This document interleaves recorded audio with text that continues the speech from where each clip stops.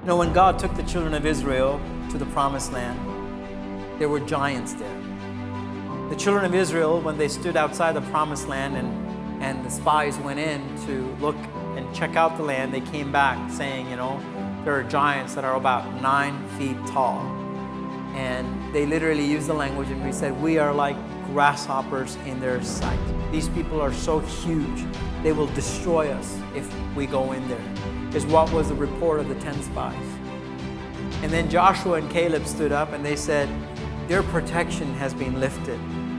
They are prey to us. Let's go in and take the land, Joshua and Caleb said. Let me say this. The devil will always put a giant where God gives you a promise. Wherever there's a promise, there's going to be a giant. That giant is going to try to terrify you, keep you out of God's promised land. But I tell you this, if God said that He's going to give you the land, that giant was pronounced dead the very moment God gave you that promise. Meaning, if the children of Israel had just thrown some pebbles at those giants, they would have stumbled and fallen and died just as easily. You know, because their destiny was already sealed the moment God said to the children of Israel, I'm going to give you the promised land. If God has promised you something, that is as good as you having it in your hand right now. And as a child of God, your faith is, God, I thank you for the things that you have said is not maybe will happen, is happening and will happen, and that's the faith with which I'm progressing as well. This morning I want to tell you, I don't know what your promises are and what God has said that He will do. There's some giants that the devil has placed in that place and he's telling you and taunting you, you will never achieve this, you'll never do this, you'll never fulfill this. And I tell you, if God said He's going to do something, if God promised He will do and get you through somewhere, you can take it to the bank, because our God is not a man that He should lie and say something and not do it. He will do what He said He will do, and what He has promised He will fulfill. And that's the assurance that you and I have as children of God, to hold on to the promises of God. Because one of the ways that we overcome fear is to shift our focus from what cannot be to what will be, according to the Word of God as well.